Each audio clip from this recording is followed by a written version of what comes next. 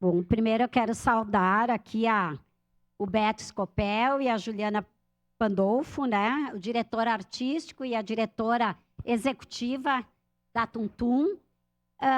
Esse projeto de lei, ele visa colocar a mostra Tuntum na última semana, uma semana municipal, na última semana de agosto, na medida em que, dia 31 de agosto, foi o dia de 2013, foi o dia da primeira mostra aqui em Caxias, há exatamente 10 anos, e de lá para cá, esta mostra artística tem acontecido na nossa cidade, nos parques, nas praças, nos espaços públicos, de forma gratuita, né? Normalmente se pede, sempre está envolvido numa campanha de 1 quilo de alimento, enfim, mas sem nenhuma cobrança para a população caxiense.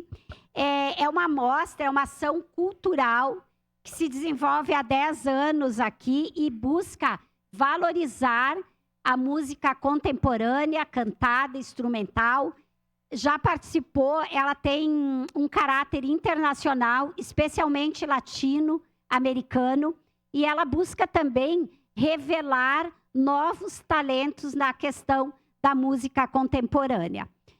A Mostra Tuntum, nessas 9 edições, ela já envolveu 40 mil pessoas e movimentou cerca de R$1 milhão, porque, como já foi falado várias vezes, e todo mundo que trabalha na questão da cultura, nós sabemos que não é e não são só os artistas que nós estamos ali vendo. Por trás disso, move toda uma cadeia econômica, movimentação de pessoas profissionais que fazem acontecer aqueles espetáculos, sem contar a movimentação da economia feita por pessoas que assistem, que participem deste momento, né?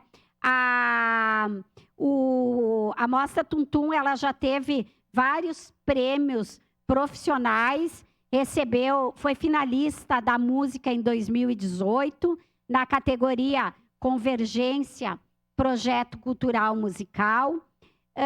Já teve vários, já participou de vários e já foi vencedora de vários editais de cultura, né? Tanto em nível municipal, estadual, inclusive nacional. E a partir desta inclusão da Semana Municipal da Mostra Tuntum no município, é possível também fazer com que o festival, essa mostra, seja mais visibilizado na nossa cidade, tenha um investimento maior, também permite com que mais pessoas, né, possam participar. A ideia também é fazer com que haja palestras, campanhas, mobilizações e outras atividades também envolvendo esta mostra, mas principalmente valorizar a cultura na nossa cidade e em nível, como eu comentei, envolvendo pessoas até internacional.